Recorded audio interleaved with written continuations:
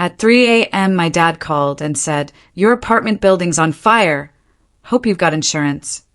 I just started laughing. My dad's voice was sharp. "Why are you laughing? This is a tragedy." But I just kept laughing. "Because, Dad," I managed to say, "that building wasn't just my home." I'm Audrey, 32, and for the last 5 years, I'd been pouring my soul into making it as an artist in New York City. So when my phone rang at 3 a.m. with Dad on the other end, telling me my apartment building was engulfed in flames, I certainly didn't expect to laugh.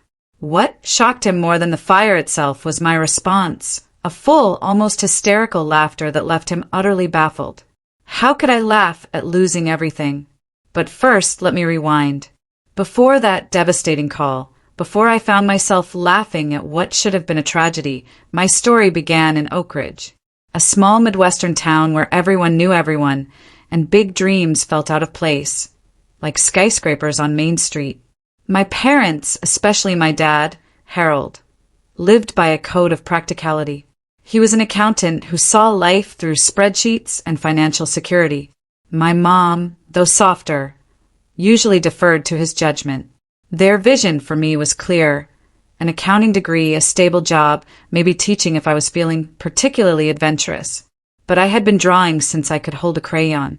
Mrs. Lee, my high school art teacher, was the first person who ever told me I had real talent.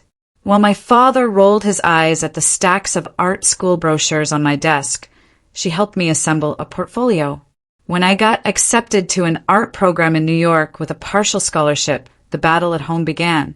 "Art doesn't pay the bills, Audrey," Dad would say, his voice calm but resolute. "Do you know how many talented people end up waiting tables their whole lives?" Despite their objections, I moved to New York 8 years ago with 2 suitcases and a determination that felt like armor. That resolve quickly eroded when faced with New York City's brutal rent prices. The first year, I bounced between 3 different shared apartments, each more cramped than the last. I worked 2 part-time jobs while taking classes, barely finding time to actually create art. 5 years ago, I stumbled upon the building in Brooklyn. To say it wasn't much to look at would have been generous. 6 stories of faded brick with windows that rattled when trucks passed.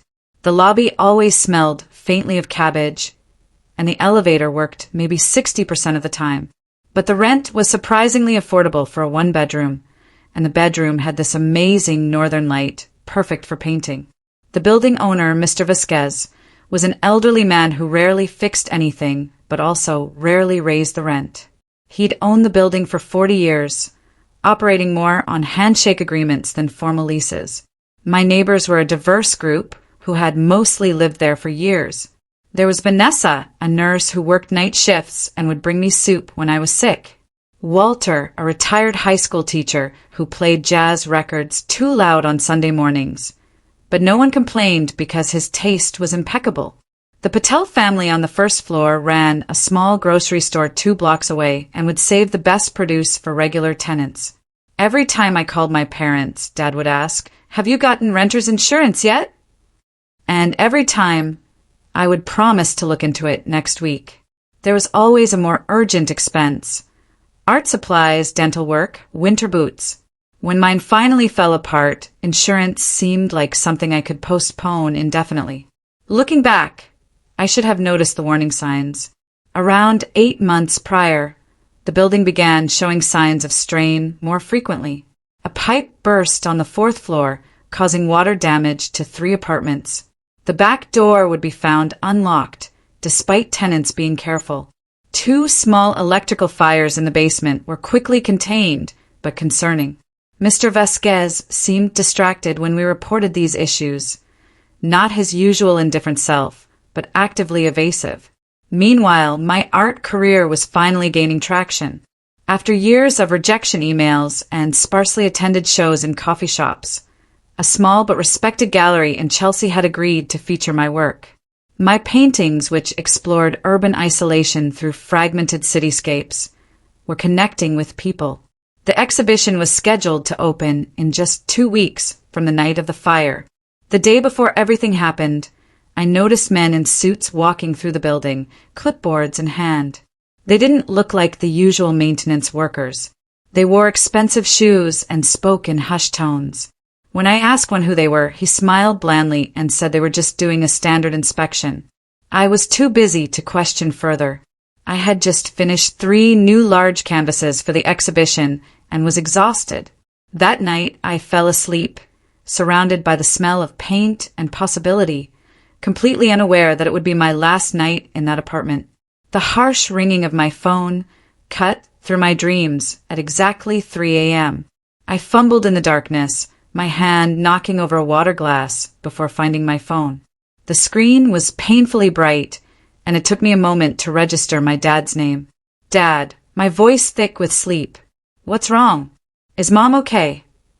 Audrey, I just saw on the news your building is on fire. His voice was tight with concern. They're showing it live on national news. It looks bad, honey. Really bad. Please tell me you're not there. For a moment, I couldn't process what he was saying. My building? What do you mean? The apartment building on Bedford Avenue in Brooklyn. They're saying it started on the 3rd floor and spread quickly. The reporter said the whole structure might be compromised. He paused.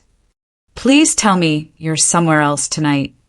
A strange, almost hysterical laugh bubbled up from my chest. Audrey, why are you laughing?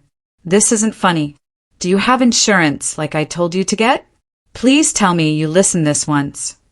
I tried to control my laughter, but it kept coming. Dad, I'm not in the building. Thank God. But why are you laughing? You're about to lose everything. That only made me laugh harder. When I finally caught my breath, I explained. I'm not home because I'm at the gallery. I decided to bring all my finished paintings here yesterday since the opening is so soon. I was so tired after setting up that the gallery owner, Sophia, insisted I sleep on the couch in her office instead of going home. The irony was overwhelming. After years of my father warning me about protecting my possessions, the one night I needed to not be home, I wasn't. And the most valuable things I owned, my paintings, were safely stored elsewhere. My laughter faded as a horrifying thought hit me. Dad, I need to go. My neighbors, I need to make sure everyone got out. I hung up before he could respond and dialed Vanessa's number. When she didn't answer, I tried Walter. No answer there either. Panic rising, I called an Uber and threw on my shoes, not bothering to change out of the paint-splattered clothes I'd been wearing the day before. 20 minutes later, the Uber dropped me a block from my building because police barricades prevented us from getting closer. The scene was chaotic and terrifying. Flames still gnawed at the upper floors, spitting sparks into the dark sky. Fire trucks choked the street, their lights painting everything in a frantic, pulsing red. Water from the hoses sluiced down the gutters, carrying away ash and debris. I pushed through the crowd, scanning faces for anyone I recognized. The first person I saw was Walter, wrapped in a Red Cross blanket, his white hair wild, his face smudged with soot. He was arguing with a paramedic who wanted to check his oxygen levels. Walter! I called out, rushing over. Are you okay? Where is everyone else?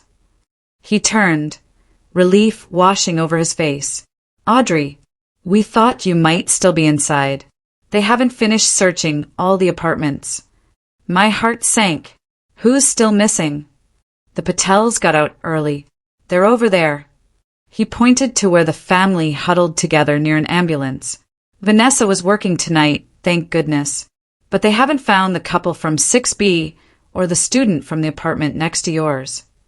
I spent the next hour in agony, watching firefighters go in and out of the building. The fire marshal, a stern woman with kind eyes, kept updating us. We're doing a thorough search. The fire seems to have started in a utility closet on the 3rd floor. The building's old wiring may have been a factor. Finally, around 5 a.m., they confirmed everyone was accounted for. The couple from 6B had been staying with family, and the student had been at his girlfriend's place. No one was seriously injured, though several people, including Walter, were treated for smoke inhalation. As dawn broke, The fire marshal pulled several of us aside. "I don't want to speculate," she said quietly, "but some aspects of this fire are concerning. The point of origin and the rapid spread suggest possible tampering. We'll be conducting a full investigation."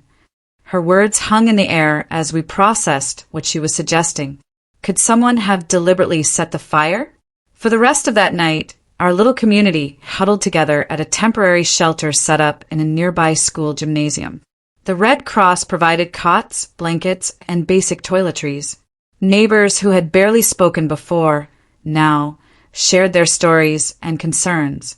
Some cried openly, while others sat in shocked silence. I found myself in a strange emotional state. While I felt genuine grief for our collective loss and worried about what everyone would do next, there was also an undeniable sense of relief that my paintings were safe. This relief brought crushing guilt. How could I feel anything positive when so many had lost everything? I curled up on a cot but couldn't sleep.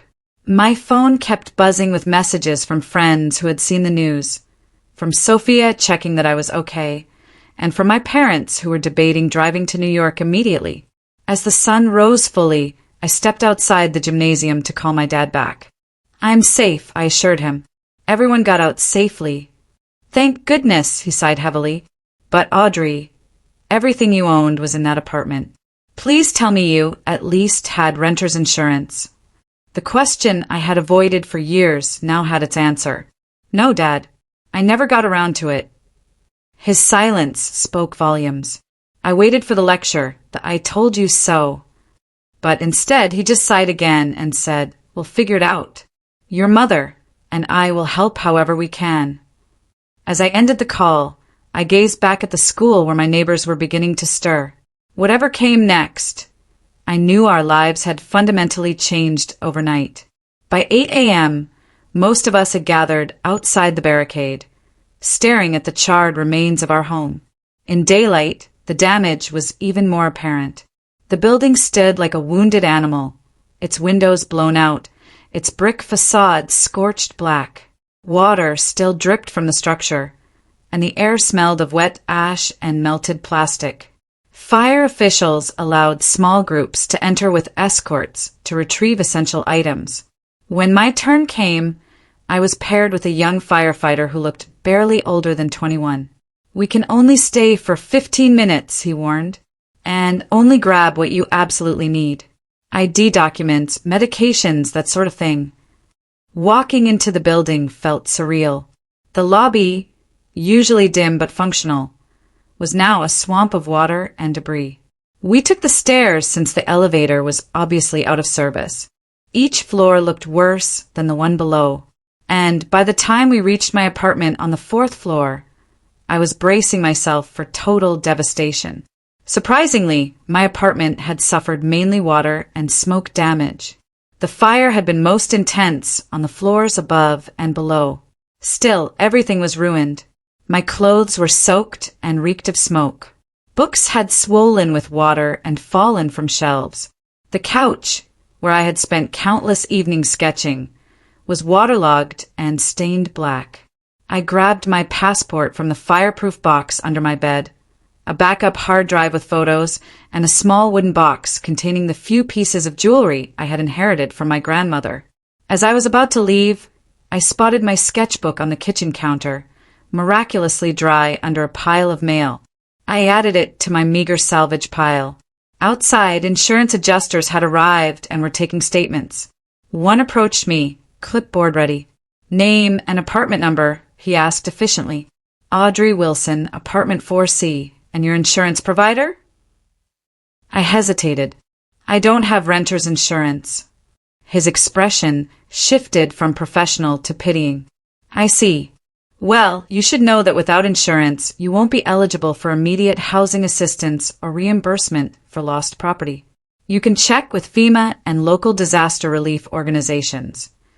As he moved on to the next tenant, Vanessa appeared beside me. She had come straight from her hospital shift, still in scrubs, her eyes red from crying or lack of sleep. Probably both. "Did you hear what people are saying?" she asked, her voice low. "About what?" About Mr. Vasquez. No one can find him. And apparently, he doesn't own the building anymore. He sold it 3 months ago. This was news to me. Sold it to whom? Some company called North Star Development. People are saying they've been buying up old buildings all over Brooklyn. As we talked, more pieces began falling into place. The increase in accidents around the building, the mysterious inspectors, Mr. Vasquez's evasive behavior. A sick feeling grew in my stomach. By noon, a small group of tenants had gathered at a coffee shop across the street. Someone had created a group chat for sharing information, and rumors were flying. Walter, who had been released from the hospital, joined us with actual news.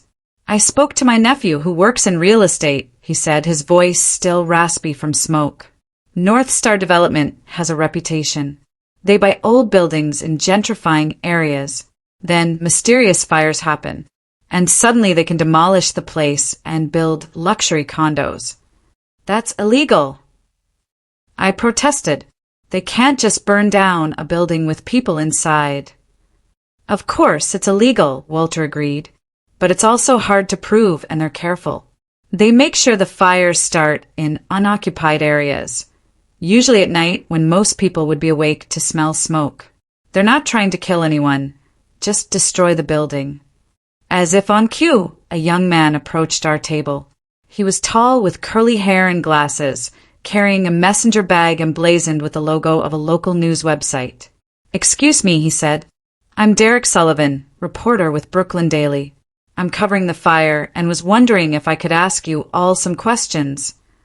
Initially, we were hesitant. Most of us were still in shock. But Derek seemed genuinely concerned, and Walter thought having media attention might protect us. One by one, we shared our experiences and suspicions. "This isn't the first time I've heard about North Star," Derek admitted after listening to us.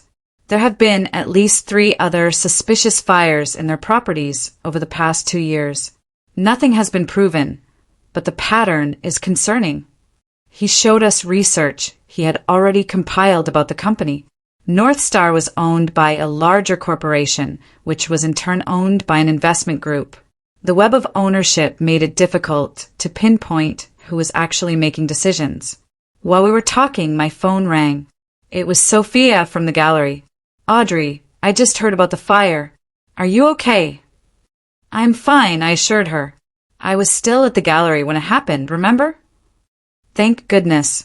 Listen, I know this is terrible timing, but I wanted to let you know the exhibition is still on. In fact, several collectors have already expressed interest after seeing your work during setup."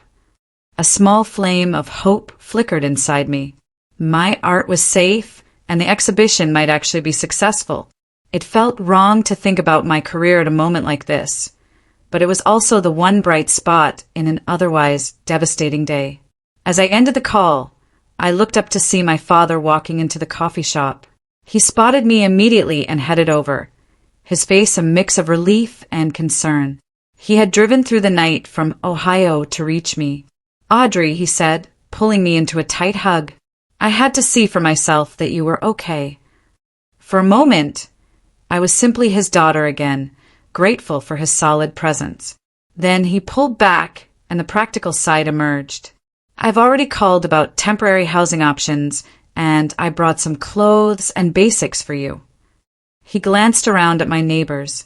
"Have you started filing insurance claims?" "Dad," I said quietly, "I told you I don't have insurance." His expression tightened, but he nodded. "Right, well, we'll figure it out. The important thing is that you're safe." As the day wore on, our tenant group grew more organized. Someone started a spreadsheet of resources and contact information. Another created a fundraising page. Derek promised to investigate North Star further and put us in touch with tenants from other buildings with similar experiences. By evening, we had our first direct contact with North Star. A representative named Eliza Burke arrived at the coffee shop, dressed impeccably in a pantsuit that probably cost more than 3 months of my rent. "On behalf of North Star Development, I want to express our deep concern about what happened," she said smoothly. We're working closely with authorities to determine the cause of the fire. When did your company purchase the building? Walter asked pointedly. She smiled thinly. I'm not authorized to discuss specific business transactions, but I can assure you that North Star is committed to the safety and well-being of all residents. Then why didn't you inform us of the change in ownership? I asked. And why were there inspectors in the building yesterday without proper notice? Her smile never wavered. I'm not aware of any inspections yesterday. Perhaps they were from the city. No one believed her, but we had no proof of anything yet. As she left, handing out her business cards, I exchanged glances with Derek. This was bigger than just my apartment. It was about the systematic exploitation of vulnerable tenants, a pattern I was starting to see across the city. That night, curled up on my father's hotel room couch, I made a decision. I wouldn't just move on and rebuild elsewhere. I would find out what really happened and hold North Star accountable, not just for myself, but for all my neighbors who had lost everything. The next morning, Derek and I met for coffee before he headed to the city records office. He had agreed to help me investigate North Star, seeing a potential big story in their pattern of building acquisition and subsequent accidents. The key is finding connections between the different properties, he explained. If we can prove they had a financial interest in getting rid of rent-controlled tenants and then connect that to the fires, we might have enough for the authorities to take action. I spent my day contacting the other tenants, creating a detailed timeline of strange occurrences in the building leading up to the fire. Vanessa recalled seeing unknown maintenance workers in the utility room just days before.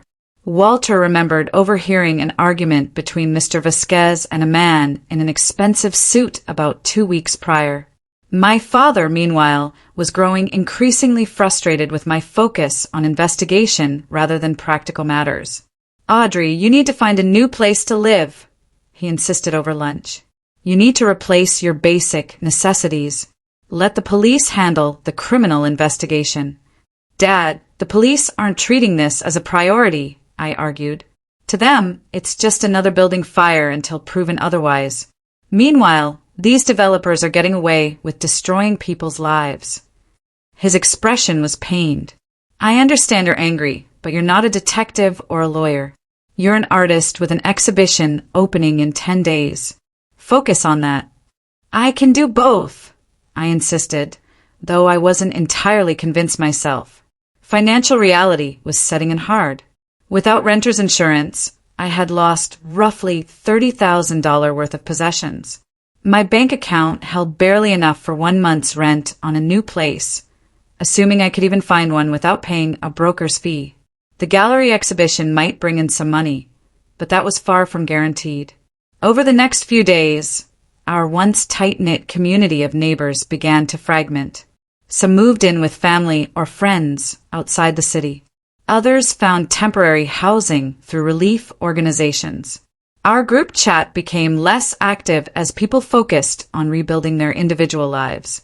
On the 3rd day after the fire, North Star made their move. Eliza Burke sent an email to all former tenants offering a goodwill settlement of $3,000 each in exchange for signing a release of all claims against the company. It's a trap, Derek warned when I showed him the email. If you sign, you can't pursue any legal action against them later, even if we find proof they were responsible. But $3,000 was tempting to many of my neighbors who had nothing. By the end of the week, I learned that nearly half had accepted the offer, including the Patel family, who needed the money to keep their grocery store running. My father became increasingly insistent that I come back to Ohio with him. Just temporarily, he urged, until you get back on your feet. The thought of returning to my hometown as a failure was unbearable. I had left 8 years ago with such determination to prove that an artistic life was viable. Going back now felt like admitting defeat. The gallery became my sanctuary. Sophia had given me a key, and I often spent nights on the office couch, working late to prepare for the exhibition. My new paintings, born from the turmoil of recent events, had a raw energy that even I could recognize as powerful. Through Derek's contacts, we found a lawyer named Josephine Alvarez who specialized in tenant rights. She agreed to meet with the remaining residents who hadn't settled. Building a case will be challenging, she warned us in her small office, crowded with files. These companies are sophisticated. They create distance between decisions and actions. They hire contractors who hire subcontractors. Following the money and responsibility becomes nearly impossible. But not completely impossible, I pressed. She smiled slightly. Not completely, but it will take time and resources that most displaced tenants don't have. As we left her office, Walter sighed heavily. I'm 82 years old, Audrey. I don't have years to fight a legal battle. I need a place to live now. His words hit me hard. While I was young enough to couch surf and determined enough to seek justice, many of my neighbors were facing much harsher realities. The pressure intensified when I received a voicemail from an unknown number. Miss Wilson, this is a courtesy call to remind you that pursuit of baseless claims can constitute defamation. North Star values its reputation and will defend it vigorously. The voice was professional, female, and carried an unmistakable threat. I played it for Derek, who looked genuinely concerned. They're worried, which means we might be onto something. But be careful, Audrey. These people have resources and connections. My dad noticed my distraction during dinner that night. What's wrong? And don't say nothing. I hesitated, then played him the voicemail. His face darkened. This has gone far enough. You're coming back to Ohio with me tomorrow. Dad, I can't. The exhibition opens in a week, and I need to see this through. See what through? Getting yourself hurt or worse. For what? An apartment you didn't even own. For justice. I snapped. For people who can't fight for themselves. Mr. Vasquez is still missing. Did you know that? What if something happened to him, too? Dad shook his head. You always were stubborn, just like your mother. It wasn't exactly a compliment. My exhibition preparation suffered as I divided my time between investigating North Star and creating art. Sophia began to express concern about the controversy affecting attendance. Some of our regular collectors are connected to real estate interests, she explained gently. I support what you're doing, but perhaps we could keep it separate from the exhibition. Even my health began to suffer. I wasn't sleeping well, surviving on coffee and adrenaline. Dark circles formed under my eyes, and I lost weight I couldn't afford to lose. The final blow came when Josephine called with bad news. The fire marshal's report came back inconclusive, she said. They couldn't definitively prove arson. Without that, our case is significantly weakened. That night, alone on the gallery couch, I questioned everything. Was my father right? Was I throwing good energy after bad, fighting a battle I couldn't win? Would it be better to take the settlement, modest as it was, and start over somewhere else? For the first time since the fire, I allowed myself to truly cry, not just for my lost possessions, but for the community that had been scattered, for the sense of home that had been stolen from all of us, and for the powerlessness I felt in the face of such calculated greed. The night of my exhibition opening arrived with a strange mix of excitement and dread. The gallery looked beautiful, my paintings displayed under perfect lighting, my name on the wall in elegant typography. Sophia had even arranged for a photographer from a prominent art blog to attend. This could be your breakthrough, she told me as we made final adjustments. Try to focus on tonight, just for a few hours. I wore a borrowed dress and shoes that pinched my feet. My father stood awkwardly among the art crowd, clearly uncomfortable but determined to support me.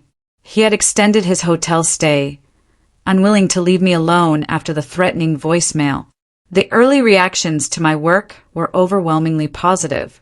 Critics praised the raw emotional landscape and unflinching exploration of displacement.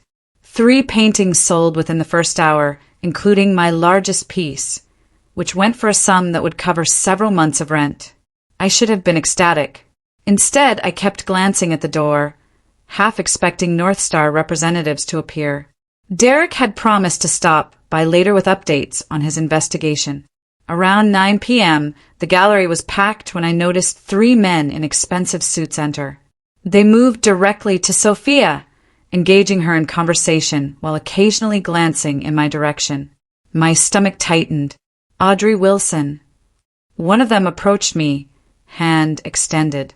David Mercer, North Star Development. Impressive work. We're actually looking to commission pieces for our new building lobbies.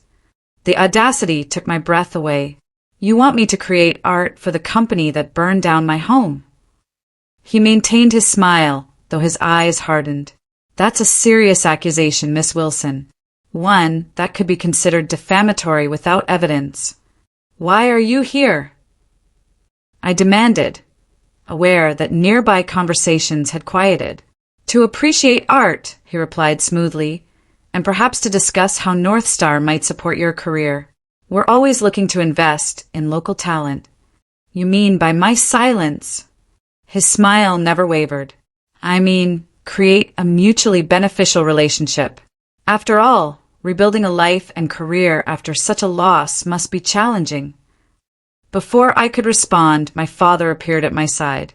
My daughter isn't interested in your support, he said firmly. Please enjoy the exhibition and then leave her alone. David Mercer's expression cooled. Mr. Wilson, I presume.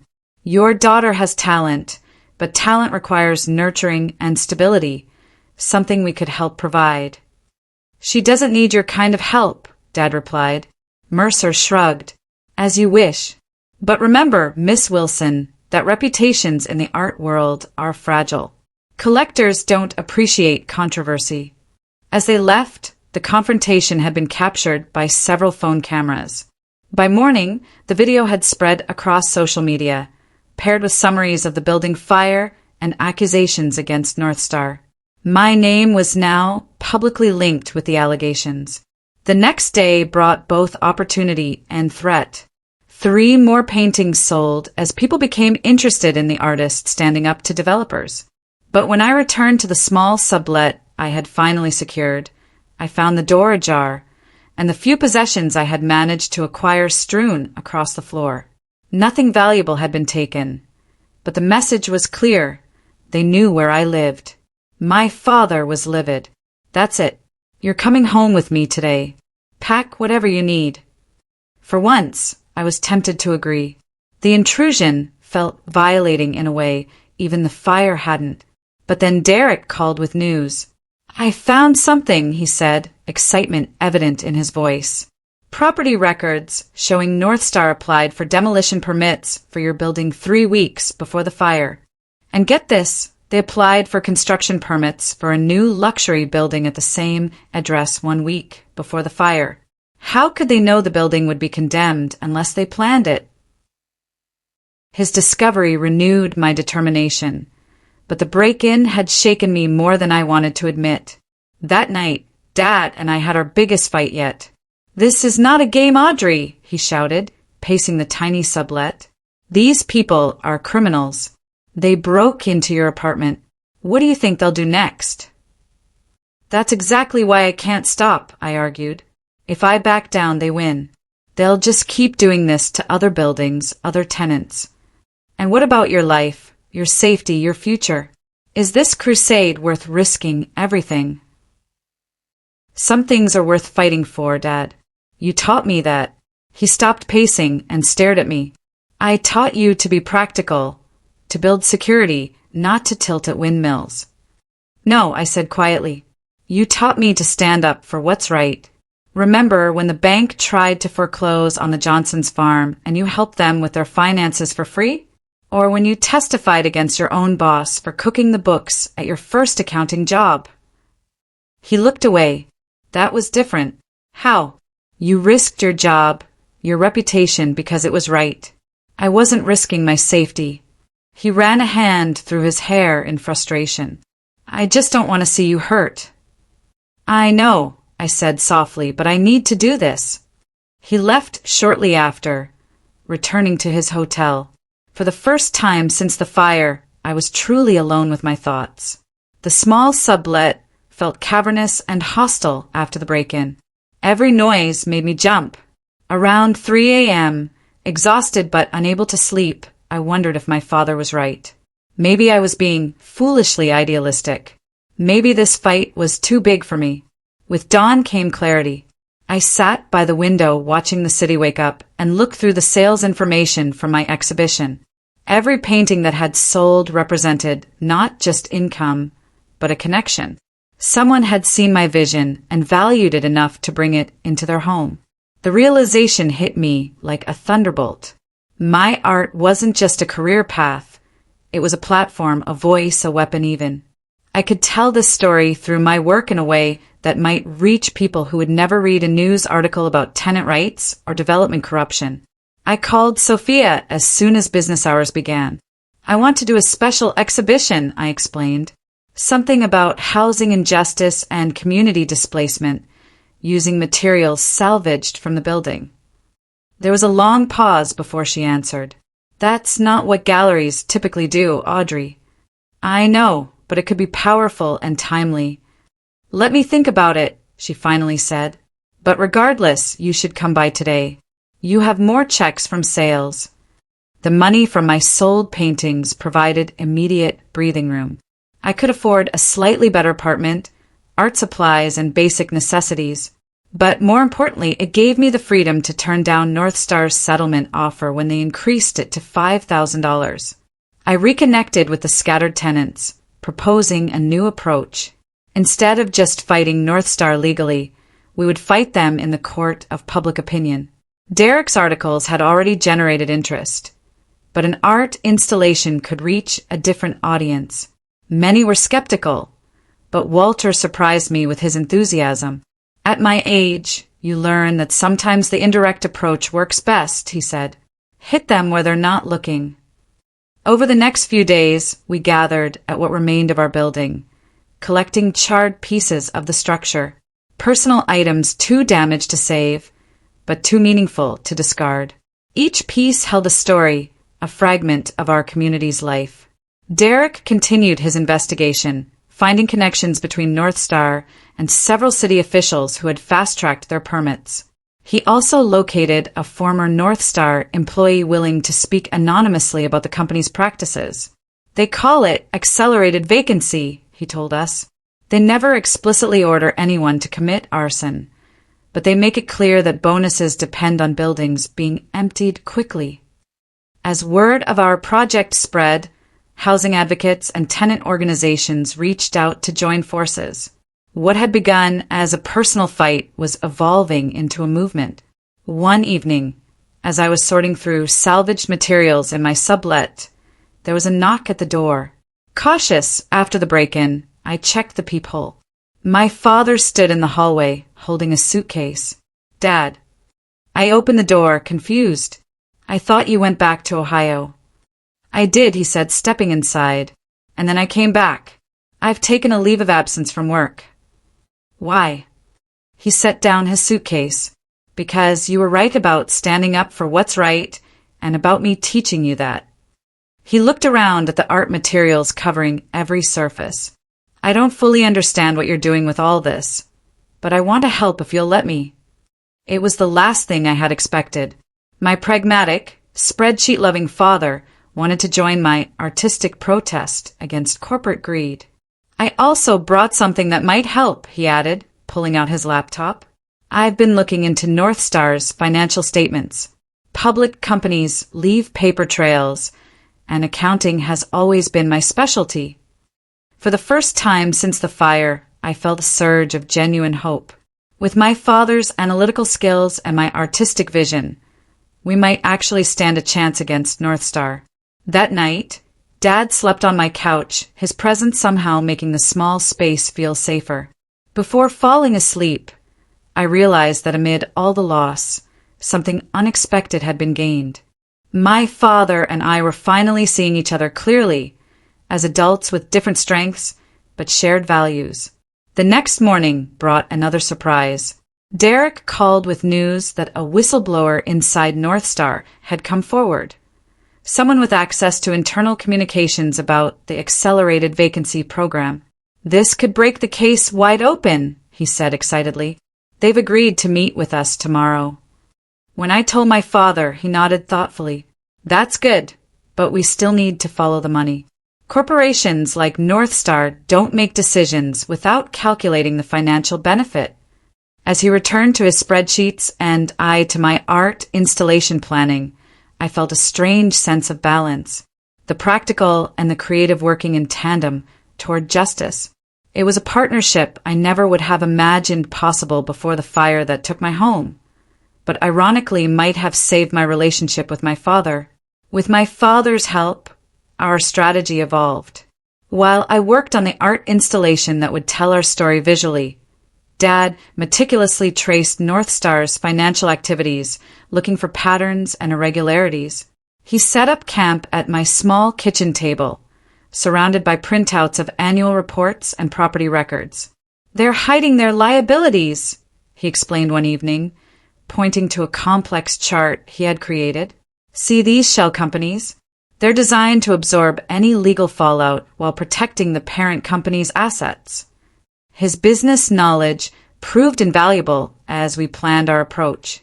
We couldn't just expose North Star's illegal activities. We had to make it financially painful for them to continue those practices. The art installation took shape in a donated warehouse space. I created a scaled replica of our building using charred wood and melted objects salvaged from the site. Inside each apartment, former tenants contributed personal items and written stories about their lives before the fire. Walter's jazz record collection, mostly warped but still recognizable. A child's drawing recovered from the Patel's apartment. My own paintbrushes, their handles blackened but still useful. We named the installation Accelerated Vacancy, co-opting North Star's internal term. Derek's articles about the project generated significant interest, and housing advocacy groups helped spread the word. What had begun as my personal protest was becoming a community movement. Meanwhile, our whistleblower, a former administrative assistant at North Star named Tanya, provided crucial evidence. She had copied emails discussing preparation work at our building just days before the fire. While not explicit about illegal activities, the timing and language were suspicious enough to warrant investigation.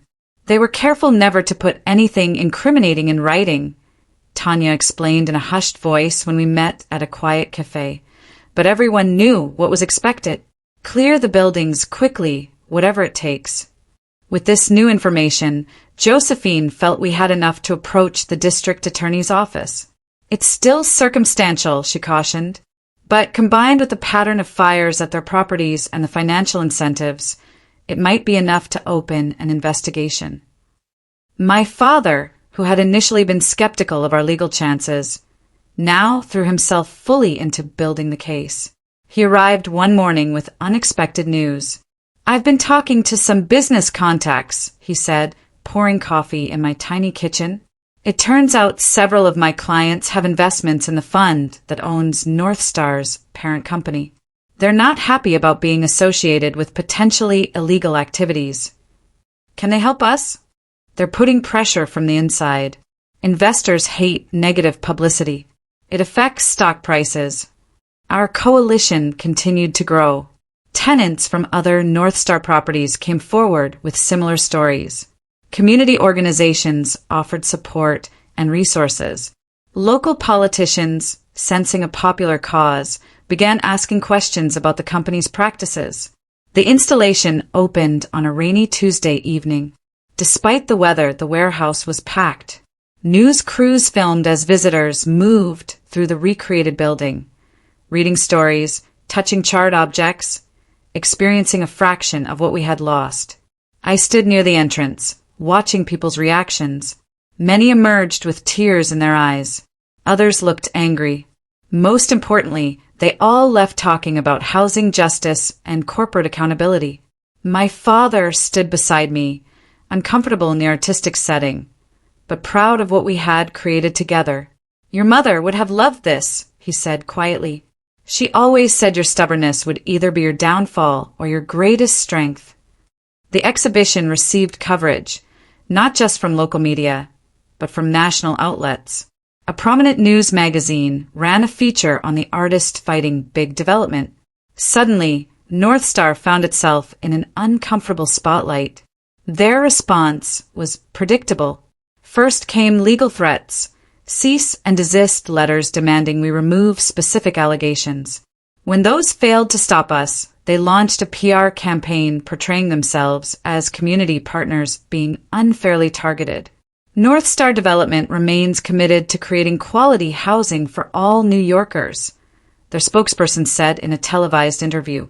These baseless accusations distract from the real housing issues facing our city. The pressure intensified. Someone broke into the warehouse one night, damaging parts of the installation. Anonymous online accounts began attacking my artistic credentials and personal character. Derek received warnings from sources that his job might be at risk if he continued covering the story. Through it all, my father remained surprisingly steadfast. When I expressed doubts after the break-in, he simply said, "They wouldn't be fighting this hard if we weren't hitting a nerve." Our personal relationship healed as we worked side by side. I came to appreciate his analytical mind and unwavering principles. He began to understand my need for creative expression and social justice. We were still different people with different approaches to life, but we had found common ground in this fight. The district attorney's office finally agreed to meet with us after weeks of persistence. The assistant DA, a serious woman named Gloria Hayes, listened carefully to our evidence. "This is concerning," she acknowledged, "especially the pattern across multiple properties, but building a criminal case will be challenging. These companies have very good lawyers." "So do we," my father responded. "And we have something they don't, the truth." It was such an uncharacteristically dramatic statement from my normally pragmatic father that I nearly laughed. But Hayes seemed impressed by his conviction. "I'll assign an investigator," she promised. "But these cases take time, sometimes years." Time was something many of our coalition members didn't have. Walter had moved in with his nephew in New Jersey. The Patels were struggling to keep their store open without the regular customers from our building. Others had been forced to leave the city entirely. We needed a more immediate victory. That's when my father had his breakthrough. "I've been looking at their inspection records," he said one night, spreading papers across my bed since the table was covered with art supplies. "There's a pattern of the same inspectors signing off on their buildings, even when there were obvious code violations." "You think the inspectors were bribed?" "I think we should follow the money." He showed me a spreadsheet tracking payments from a North Star subsidiary to a consulting company owned by the brother-in-law of the city's deputy building commissioner. This revelation energized our investigation. Derek began digging into the connections between North Star executives and city officials. Josephine prepared documentation for a broader corruption case. North Star, sensing the changing tide, made one last attempt to silence us. Eliza Burke arrived at my sublet unannounced with an offer that made previous settlements seem trivial. $100,000, she said, sliding a document across my tiny coffee table, plus guaranteed housing in any North Star property of your choice. All we ask is that you end this campaign and sign a non-disclosure agreement. The amount was staggering. It would secure my future, fund my art career, solve all my immediate problems. For a moment, I was tempted. My father, who had been silent during her presentation, finally spoke. "And what about the other tenants? What about the next building North Star decides to accelerate?" Eliza's smile tightened. "This offer is for Miss Wilson only. We recognize her unique influence in this situation." "You mean you want to buy her silence while continuing business as usual?" Dad said. I pushed the document back toward her. "I'm not interested." After she left, my father looked at me with newfound respect.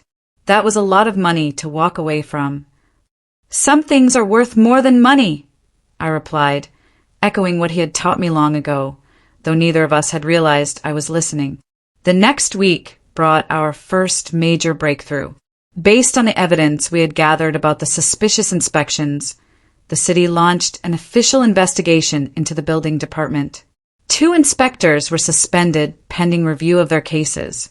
Then came the news that investors were withdrawing from North Star's parent company, causing their stock to drop.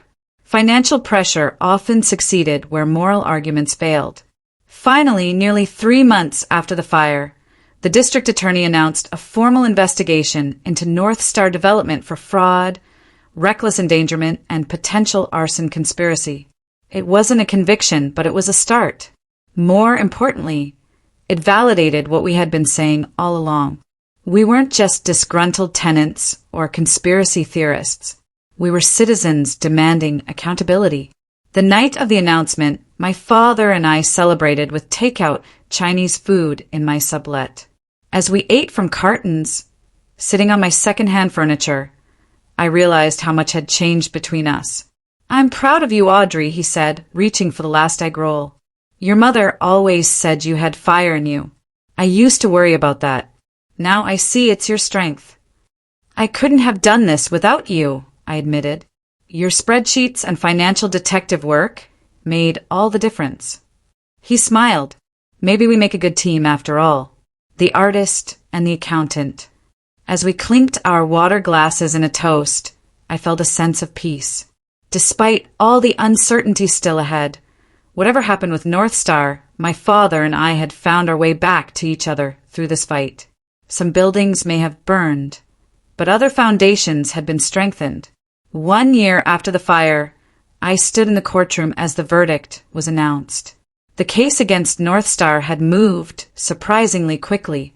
Once the corruption connections were exposed, 3 executives now faced criminal charges, including conspiracy and reckless endangerment. The company itself was ordered to pay substantial damages to all former tenants. My father sat beside me, his hand reaching for mine as the judge read the decision. His temporary leave of absence had turned into early retirement as he dedicated himself fully to our case.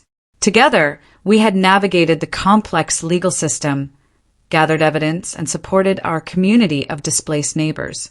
The victory felt surreal after so many months of struggle. Outside the courthouse, reporters gathered as Josephine made a statement on behalf of all tenants. "Today's verdict sends a clear message that no corporation is above the law," she declared. "Housing is a human right, not just a commodity to be exploited for profit." That evening, we held a celebration at the community center that had grown from our advocacy work. The settlement money had been used not only to compensate individual tenants, but also to establish a housing justice organization and fund a new affordable housing development on the site of our former building.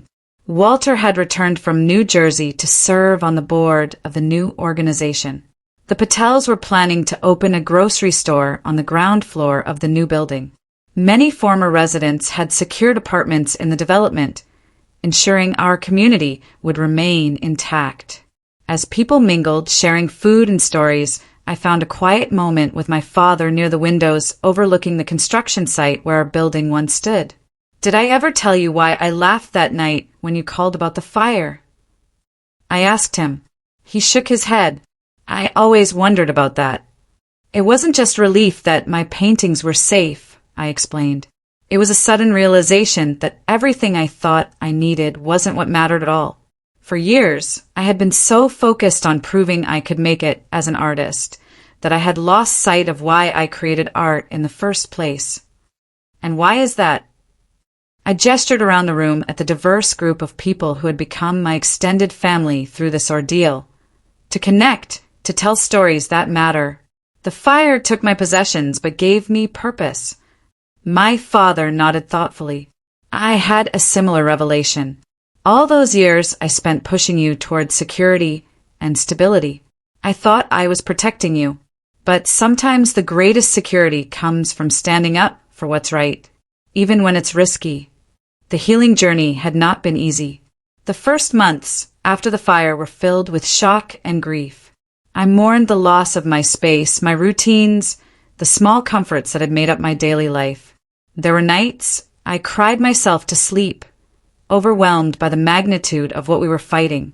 Then came the anger phase, fueled by each new discovery about North Star's deliberate actions. That anger propelled me forward when exhaustion threatened to derail our efforts. It gave me energy to create the installation, to speak at community meetings, to face down corporate lawyers.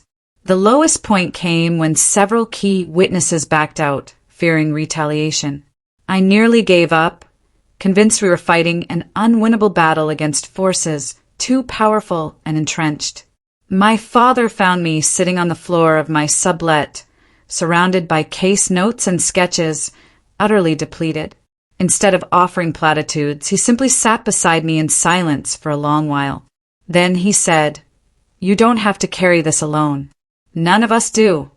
It was the permission I needed to lean on others, to recognize that collective strength could sustain us when individual resolve faltered.